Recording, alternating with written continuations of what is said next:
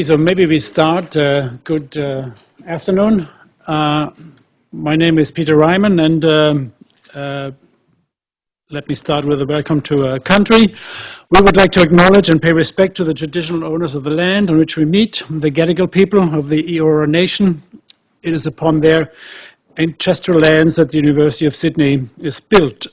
As we share our own knowledge, teaching, learning, and research practices within this university, may we also pay respect to the knowledge embedded forever within the Aboriginal custodianship of country.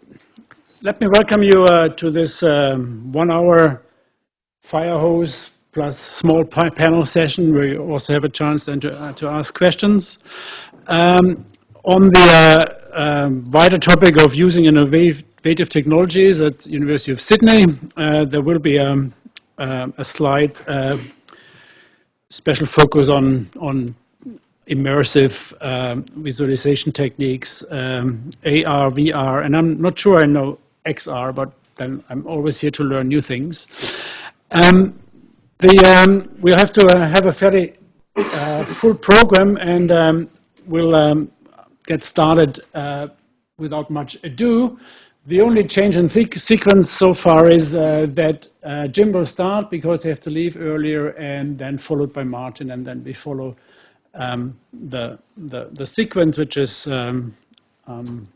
I don't know what the reason was behind it, but I'm sure there's a deep one.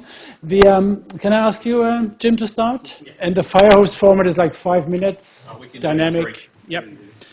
The way we do it is so we go very quickly and dynamically and creating more fire perhaps than hosing down, and then have 20 to 30 minutes for a discussion also with those panelists who can make it staying here. Over to you, Jim. Cool. Hey, hang on. I got Martin's slides up first here. Let's just. Hey, look at that. So I'm here to talk about how you can get students to make your stuff. Because students are cheap, free, easy, and wonderful, and also incredibly talented. Since 2014, the Capstone program at the University of Sydney has resulted in 15 projects that my team has worked on, and many, many more that we've supported. Semester 1, we get master's level School of IT students. These are people that can do machine learning, they can do big data, they can do all that sort of stuff. They can do virtual reality, mixed reality, and they can do it well. And semester 2, you get an undergraduate cohort that can build you an iPhone app, an Android app, a web page app, an interactive app, or a virtual reality experience. The key notes that you want to know here is that you're not guaranteed to get anything out of it, okay? Because this is actually their final capstone project. They might hand you a pile of trash at the end, yeah? But you'll learn a lot through that process. But you're also not paying for it. It takes about 1 hour a week of your time for 14 weeks. And in fact, it's much less than 1 hour a week. This semester, I'm running 9.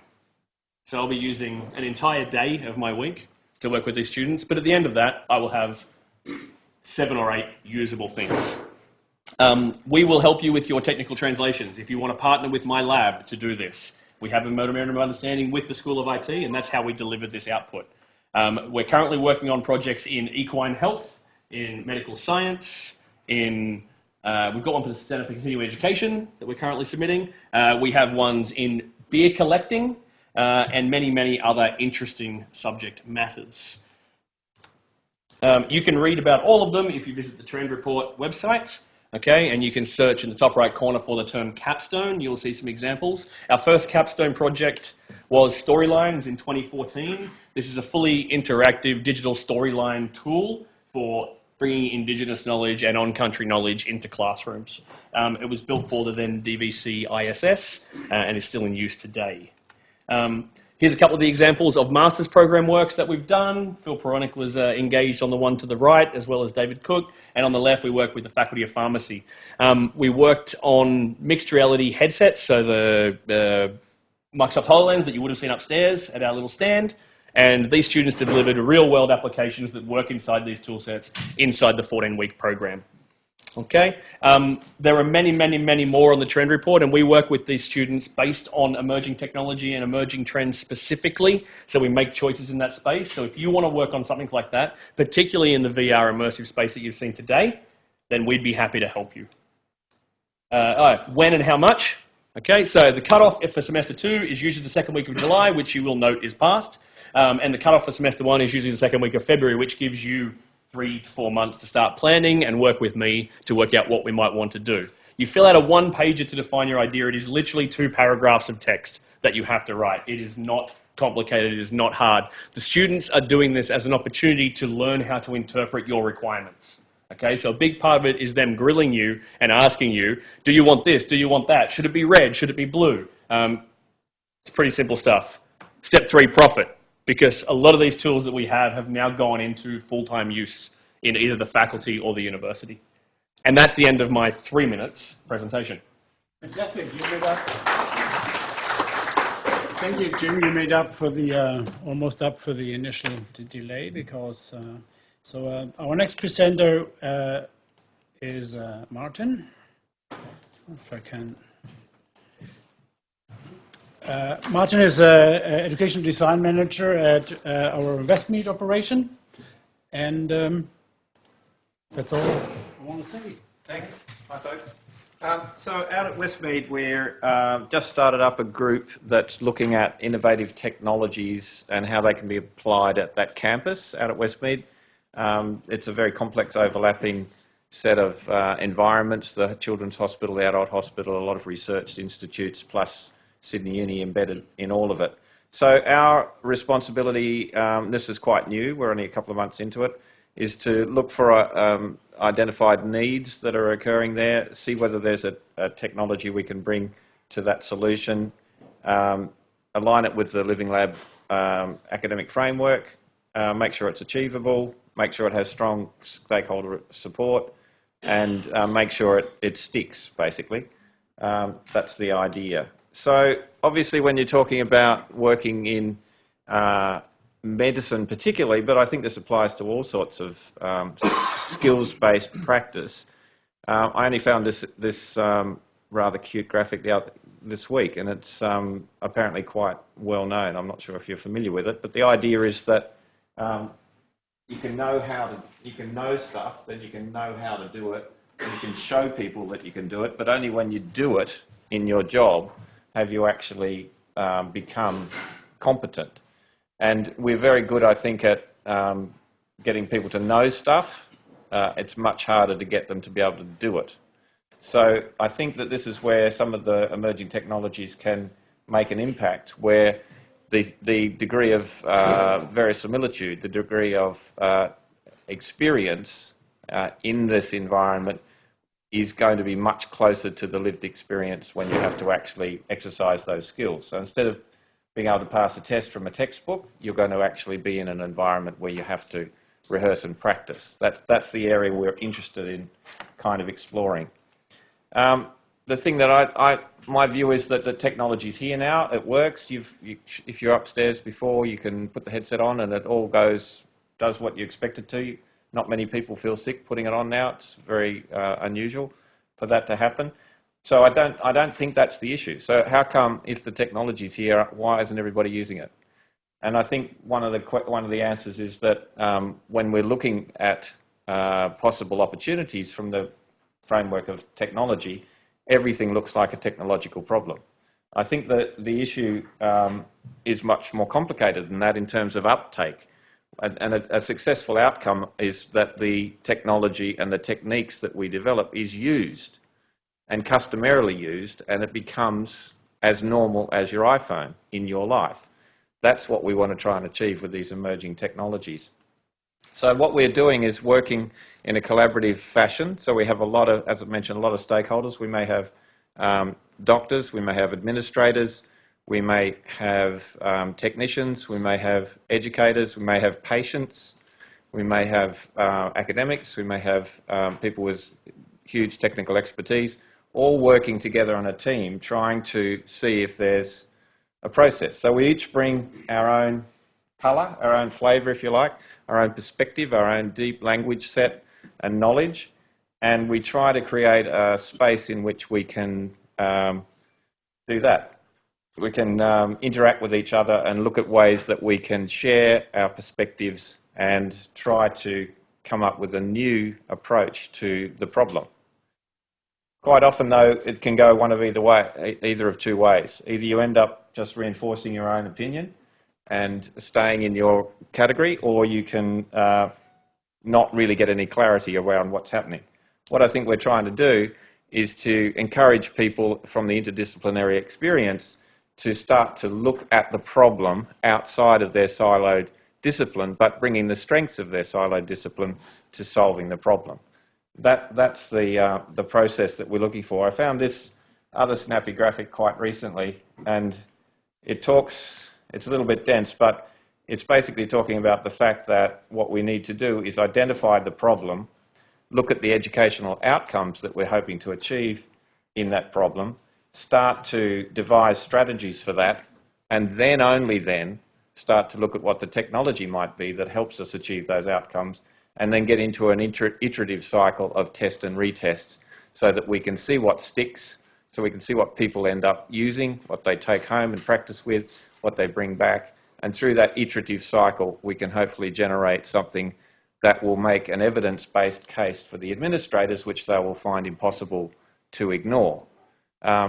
Obviously there's a lot of inertia in medical administration because current practice is hard to achieve, and you vary it at your peril because you don't want to produce worse patient outcomes, you only want to improve them. So new techniques are always rightly treated with great suspicion. We need to produce evidence that what we're generating here is better than current practice, and so we have to have quite a rigorous process around that. We're working on a few projects at the moment. Very briefly, one on the infectious diseases hospital. Basically, they've got a new facility coming online in 2 years. We're going to produce that in VR so that the staff will be fully trained about how the patient flow and workflow works when the building comes online. Another one, we're working in advanced life support, advanced paediatric life support, where they currently train people in the emergency room in real world, in a simulation. We're looking at if there's any of that, or a lot of it, or maybe all of it, that can be reproduced in a virtual environment, which would be a much better rehearsal tool in terms of costs alone. We've just started work on one with psychiatric outpatients in children and adolescents at the kids' hospital, where they're highly distressed families coming to these environments. Is there a technological tool that we can supply that helps them cope with that environment and transition into the clinical environment? So that's very briefly what we're up to. Thanks for your attention.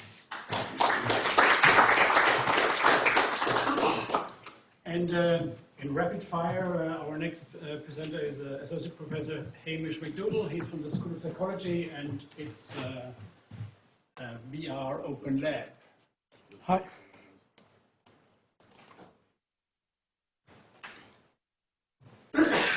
Yes, I'm from the School of Psychology. We have a huge facility down there. Some of you have been to visit, some of you don't know that we exist. 500 square metres of lab full of equipment left over from old NASA projects. So we have a full car body simulator for urban driving research. We have a 6 degrees of freedom flight simulator. We have another 6 degrees of freedom motion base for virtual reality. We have 4 synchronized simulators that you can use for decision making. We have a Maker Lab, 4 giant tracking volumes for HTC Vive.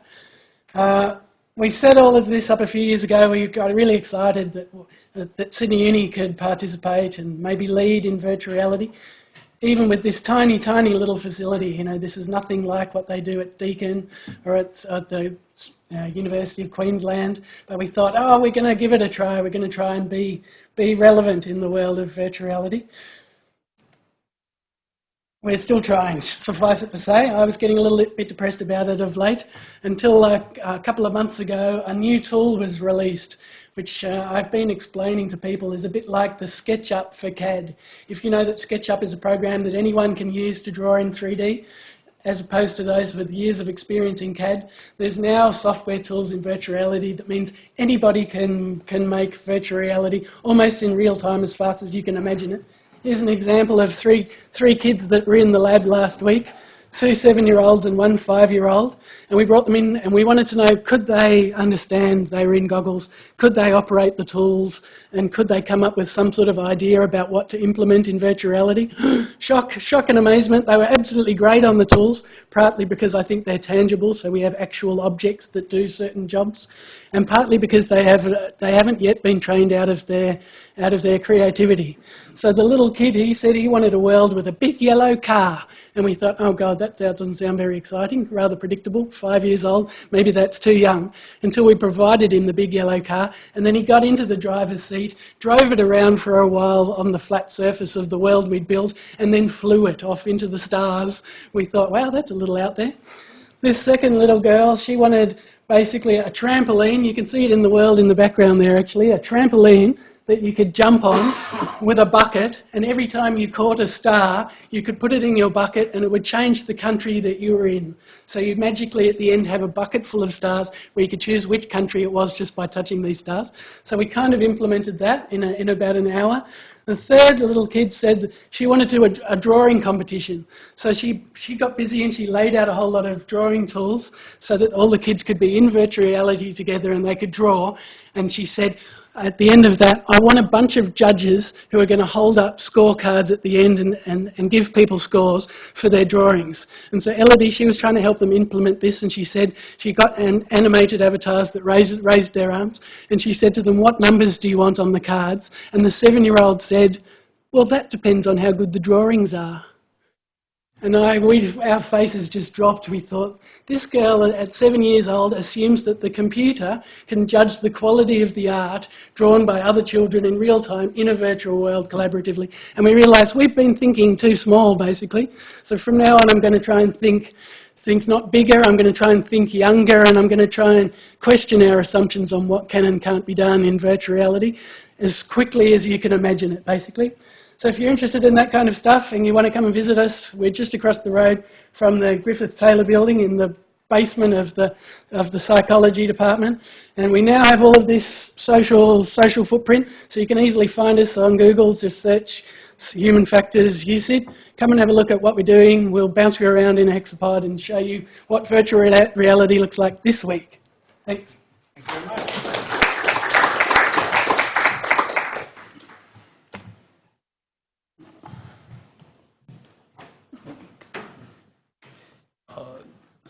This one.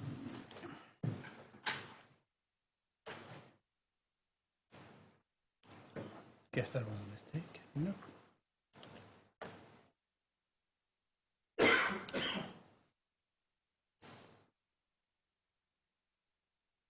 Our next speaker is Peter Magdas. He's managing the Immersive Learning Lab. I believe that's in the School of Engineering, but I could be wrong. Correct. I want to come play that star game. Okay.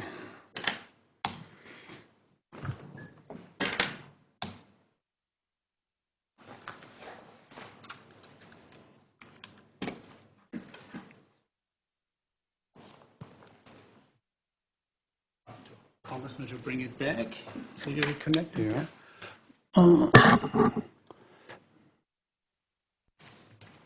No, that's not a good idea. Oh, I'm getting one of them. Oh, we'll work with one. That's fine. No off. Oh. Yep. Cool.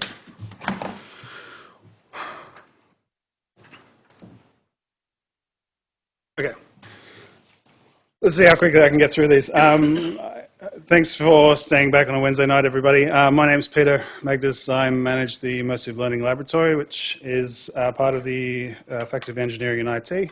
Under civil engineering, actually, it's a bit of an anomaly where it's sitting. So it came about as part of a strategic education grant from Dr. Jacqueline Thomas, who is a lecturer in humanitarian engineering, with support from our central IT and so forth to get that happening. So it's quite a great little piece of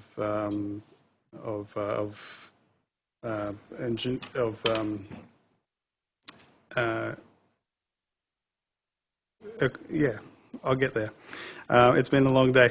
Those are my contact details. A little bit about me. My background's in animation, visual effects, film production, and so forth. Some of the projects that I've worked on, various immersive and interactive pieces as well.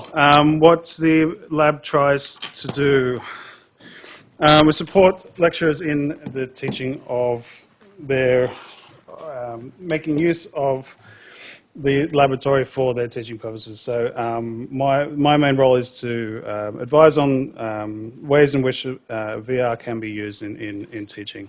And I'll get into some examples on how it's currently being used as well.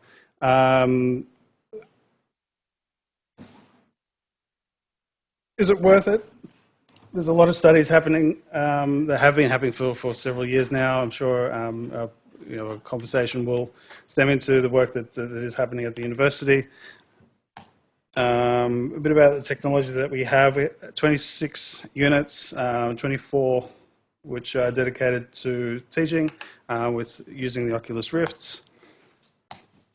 A bit of the hardware that we have. So we've expanded our content creation capabilities. I just came back from a 3-day field trip with soil science, where we were having a look at the profiles of pits.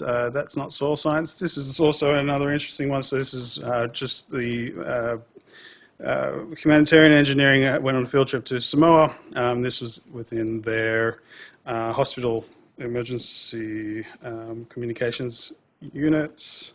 And I'll change my projection.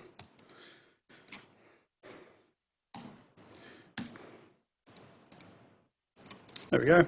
So this is a property that the university owns. It's about 6 hours north from here near Gunnedah. What the students will be doing with this is building their own small, short pieces that will supplement their final presentations, which is designed to sell the property base using the soil science as their main points. Quite some great reactions when I pulled this stuff together of one of the evenings. So it'll be really interesting to see how they go with pulling this together. Obviously, we'll be using this content to introduce the next group of students who will be attending the field trip, what to expect, what they'll be doing while they're there.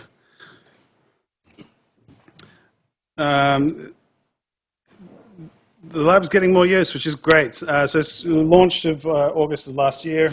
August of last year, which I was fortunate to attend. It's great to see where it's come since then and taking on from the previous role.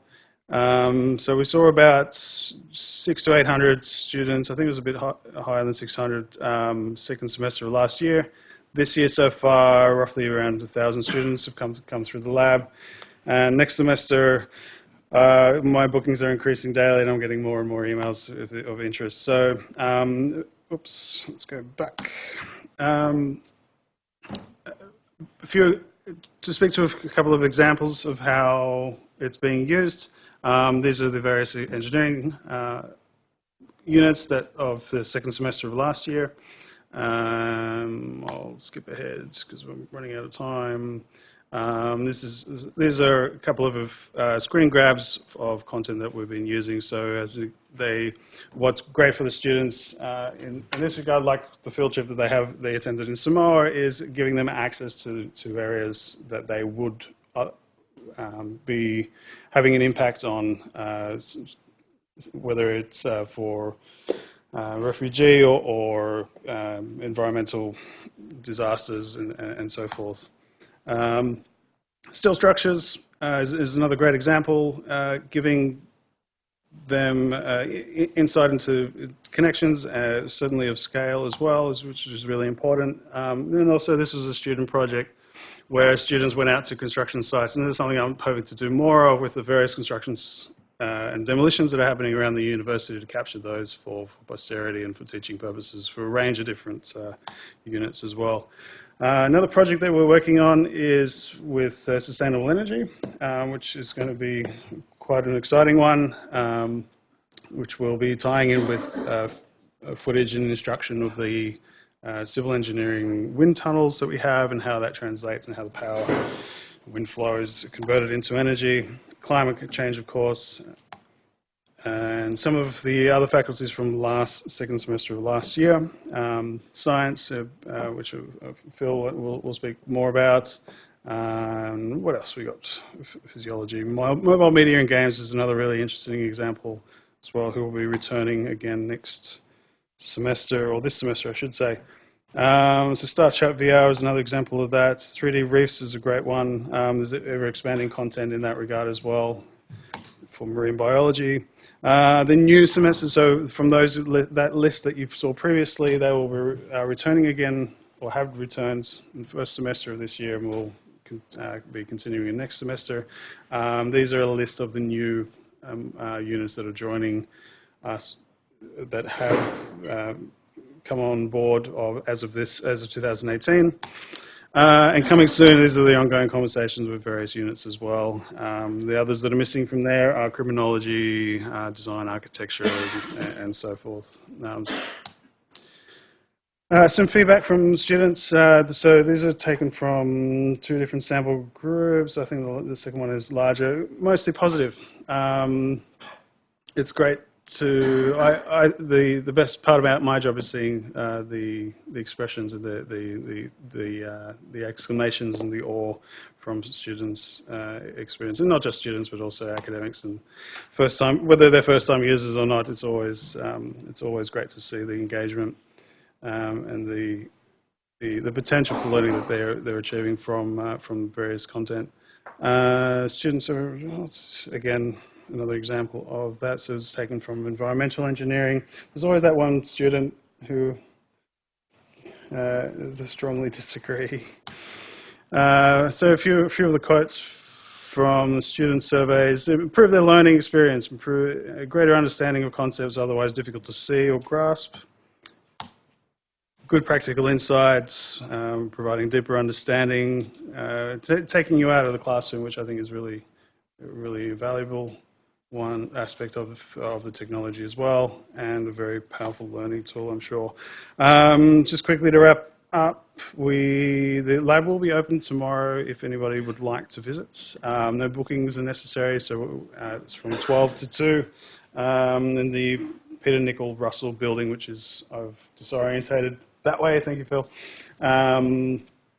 You can have a look on the internet for our website, or come up to and have a chat with me afterwards, and I can let you know where we are. Yep. Thank you very much, Peter. Obviously, another great resource that the University of Sydney hosts that I have not much known about as of yet. Michael, can I ask you to take the stage? Our next fire hose presenter is Professor Michael Jacobson, a colleague of mine from the School of Education and Social Work. Well, it's a pleasure to be here. I'm the person that had the idea about the fire hose. I guess you all can tell me whether you think it makes any sense. When I've done it before at other international conferences, we'd have the fire hose first, and then you would have booths or posters or technology things set up. But we kind of did it the reverse, so that the various booths and setups were done first, and then here we're sharing a bit. I've been involved with virtual reality and learning for almost a quarter of a century, since I had a postdoc at the University of Illinois, Urbana-Champaign. And back in the day, it was pretty darn expensive, and it was very difficult to get the kind of funding to do real research. And we're at a position now, of course, where things are much more affordable. But the challenge that we have now, though, the technology and the affordability and the availability of it has expanded exponentially. But unfortunately, the amount of rigorous, carefully conducted learning research involving these systems has not expanded exponentially. And it's a real issue that everyone in this room who's seriously interested in having people use these systems in ways that will actually enhance learning should be interested in, and in some cases be concerned with. Students love using these things, and that comes out consistently. But there are a number of studies that show that often the learning of the targeted conceptual knowledge and skills, whether it's at the pre-university level or university level, is often not as dramatic as you might think, given the enthusiasm. And there's some interesting reasons why that might be, and that's really part of the kind of research that I do. I'm a cognitive and learning scientist focusing on how people can learn challenging conceptual knowledge, in particular how to learn knowledge in ways that you can use it and apply it in different new situations. Clearly things that people learn in a classroom, university or anywhere, the real world's going to be different. And learning in ways that you can access that knowledge in ways that you can apply it is a critically important problem, one that I've been focusing on in my work. Got some things up here. I have a currently ongoing Australian Research Council project. It's actually, this is the second round of funding that we've received. We've developed a system for students to be learning about science in a virtual environment.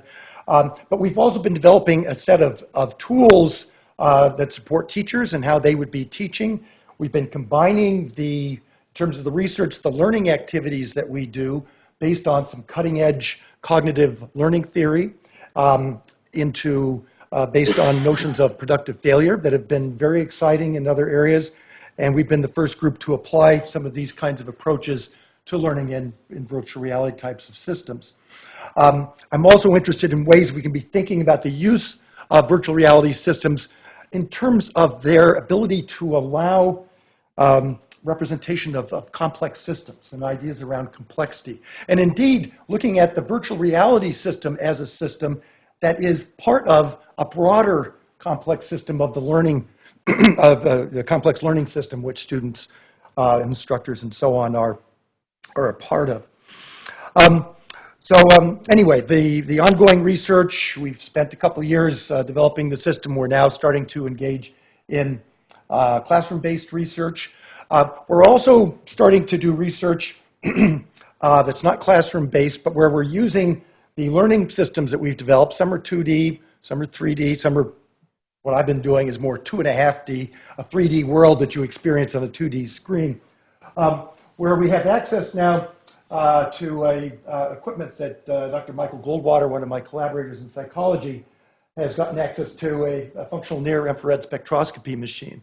Since we have students sitting in front of computers and they're sitting there, we can put on the cap, and we've spent a year and a half developing a protocol for how we can be looking at particular regions of the brain where we think some of the cognitive learning theory that we're interested in might be showing a differential kinds of activation compared to more traditional teaching. So we're just now, it's Gareth Roberts, my postdoc there in the background, and Ingrid Lu Chow was my model there to be a typical student. So we're starting to collect data, and we'll be interested to see how it comes up.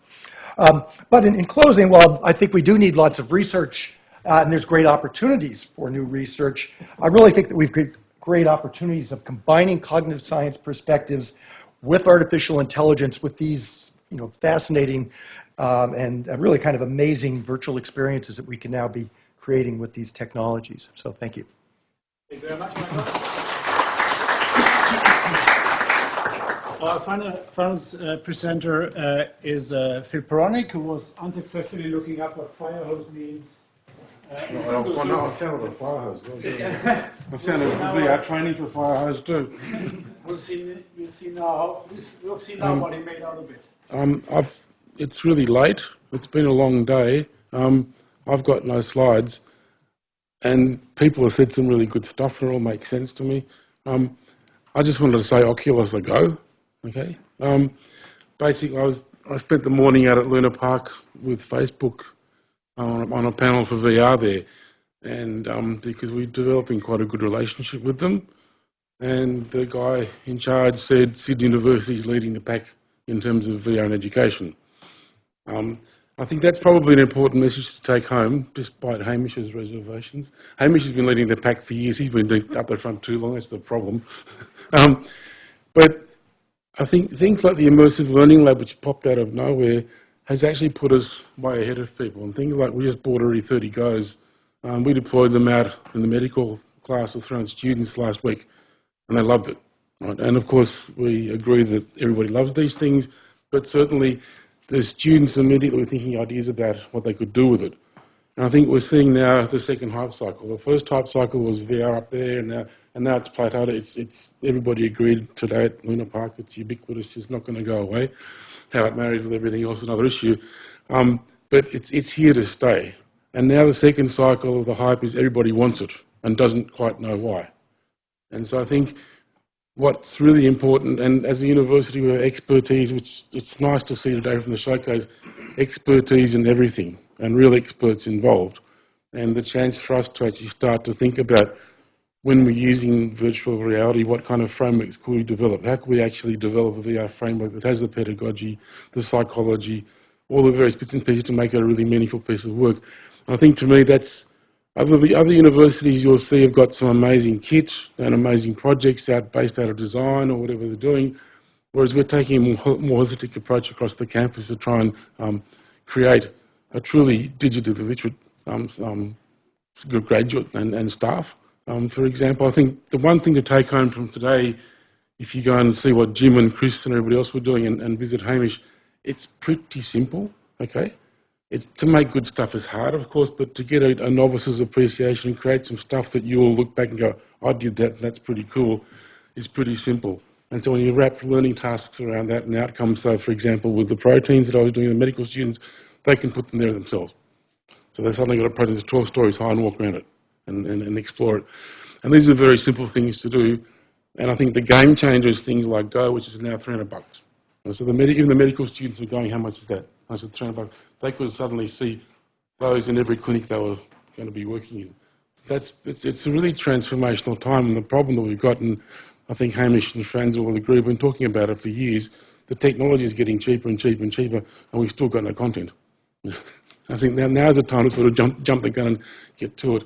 So I think it's a very nice session today, highlighting some of the expertise and contacts we've got. We have got some tremendously wonderful people on staff that can help. And I think it's up to you guys to engage with us, and let's get it rolling. So thank you very much, and I hope it was useful for you today. So Phil got the idea that it has to be short. Very good. Don't walk away. I think you made a great transition to the panel discussion. So may I just basically ask the speaker, I think, to stand there rather than sit, otherwise you disappear. For those of you who are left. And I also want to welcome to the panel Pradeep Khanna. Thank God we have the text there, so you see his involvement in the field. I think it's fair to say that he definitely adds to the educational dimension of VR in this panel. And we're missing Jim, who had to. I'll speak on his behalf. Yeah.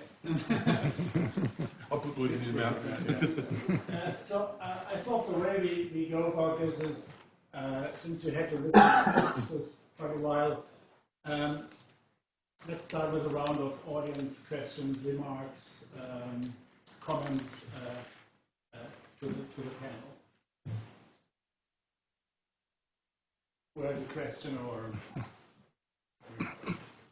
I wonder whether there's any research evidence to suggest that using immersive visualization gives you better learning outcome or any kind of cognitive benefit compared to just looking at 3D interactive visualization on a flat screen. So I just want to take the lead on this one. As the VRARA Sydney president, and I speak at conferences all over the world, this is the question that I get asked invariably. Are there any data points to say that it is enhancing learning engagement, learning outcomes? When I look at the available research, I find two kinds of research which are available. One is very academic papers, which, me as a non-academic find it difficult to read also. And the other ones are very basic. So we, from a VRARA perspective at the moment, have launched an education research community of practice to look at this. And we are building up our expertise. And I know that my colleague over here, Professor Michael Jacobson, will disagree with me because he's got tons of research behind him. But this is what I would say. So this is a burning question, and we are working to address it. And what happens in this land is there are pockets of work which is happening, but we have to get everybody together on a platform. It is an area that there has been academic research on. it's hardly conclusive, but my take on it is that for some things, being immersed can be very, very important. If it's, something you can got to look around and stuff like that, being immersed might have some very compelling advantages. If it's something where maybe you're doing something and it's, the stuff that you're looking at might be visually kind of a distance away, the immersive advantages of a 3D experience compared to what I would call 2.5D. You have a 3D world that you're looking at on a 2D screen. But I think in a way this issue is probably going to kind of go away over time because essentially we have tools now like Unity 3D where you develop it and then you can deploy it on a 2.5D system. It looks pretty darn nice, but if you got the right kind of gear, whether it's a head-mounted display or you got a projection system with glasses and so on, you'll have full 3D.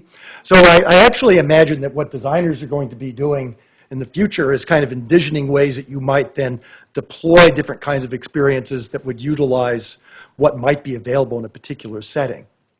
Thank you. Good question. I think in addition to data and evidence, we probably also need, along with the theory, and there's a field rapidly developing in cognitive science, learning sciences called embodied cognition, which provides a lot of potential, a lot of the grounding for being optimist, that most of the technologies we've seen here might work also for learning, and more importantly perhaps, or as importantly also explain why it would work. So whenever emerging technology comes out, people are often very interested in hyping in that, but then over time we realize that it connects with other technologies. Computers are connected. So I'm just wondering, to what extent have you guys thought about uses with AI that are currently at the moment, and do you have much experience with AI education with VR as well? Or through your thinking as well, so I build it in the VR system. Even from, although I've been taking too much of share and I want other people to speak, but this is something that I'm very, passionate about. It is not one single technology trend which is going to have an impact. It is actually the fusion of technologies which is going to have the biggest impact. And you have absolutely hit the nail on the head. And there's a lot of work that the VRARA Association is doing in how AI is blending into VRAR, how blockchain is kind of coming into play over there. We formed a community of practice which is focused on fusion of technologies. And I can talk on for days, but I would prefer the other panel members to respond on this. Is there other synergies you see or more established technologies? AI is both in a sense established, right? It's been around in education for a while. It now sees its second or third wave. How you count. This one seems to be particularly good. Big, I mean. Are there other, from your experience, other sort of technologies you see particular good relations to or ecosystem developing? Certainly, yeah, there's a number of what you were referring to before, but embodied cognition there. So peripheral devices, so haptics and otherwise, to increase the sensory inputs, which I know Hamish has been and we've been working on as well. So that's where again alternative human-computer interface technologies and whether for input or output, yeah.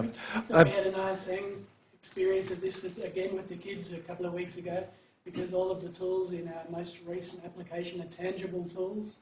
So the tool for changing the colour sits floating in the air, and you walk away and you think, where was that tool? And you can come back and grab that tool again.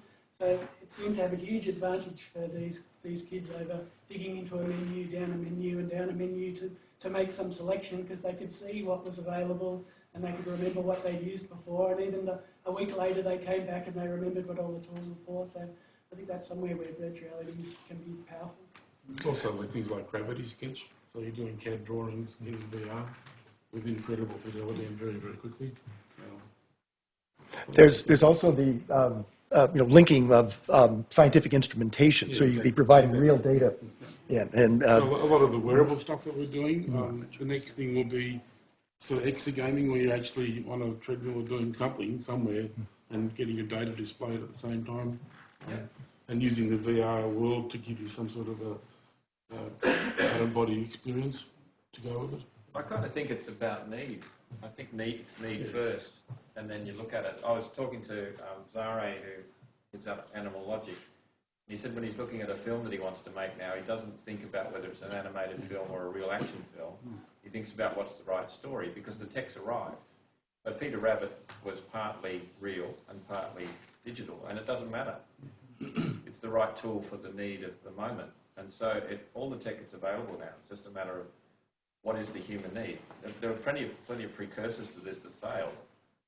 This one worked because it satisfied the human need. So I think it's got to arise from that. And that's where you've got to do the careful analysis to make sure you're not putting the tech ahead of the need. Yeah. Couldn't agree more. There was an interesting discussion this morning at Luna Park where one of the jury members from Khanna said we had a 360 video, and he said we threw it out because it actually had some CGI in it. There's a discussion about where does 360 video and CGI, the interface, start and stop. So it's quite interesting. There are more questions, Brian? No question, but just in response to the question about multiple technologies. There are at least two projects going on at the moment exploring the use of virtual reality in learning languages, and also artificial intelligence plays a role in that context by coaching the learner through the kind of mistakes that they're making to a database that will help them focus on improving their own language.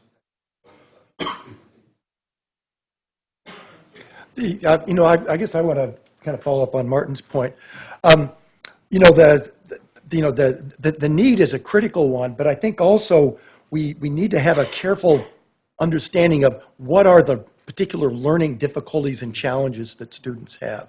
There's a lot of things that students are learning just fine with approaches that we're currently using, but there are particular things where probably the vast majority of students in particular subject areas really struggle.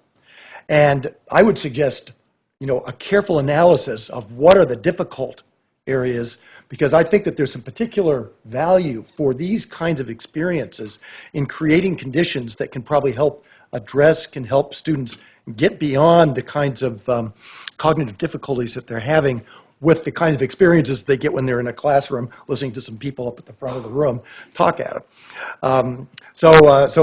For us to be careful in our selection of stuff.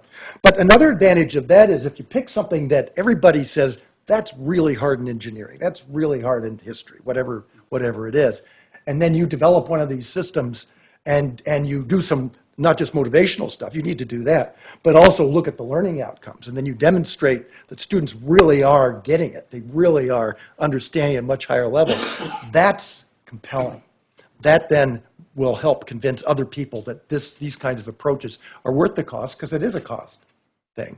One danger we got to worry about is we might bring a lot of these technologies in, and then people say, well, wait a minute, they're not really learning any better, and then you get a backlash thing. So I think to be thinking about ways that we can really collect the right kind of data, right kind of information to demonstrate the efficacy, that we have a real opportunity to do that now.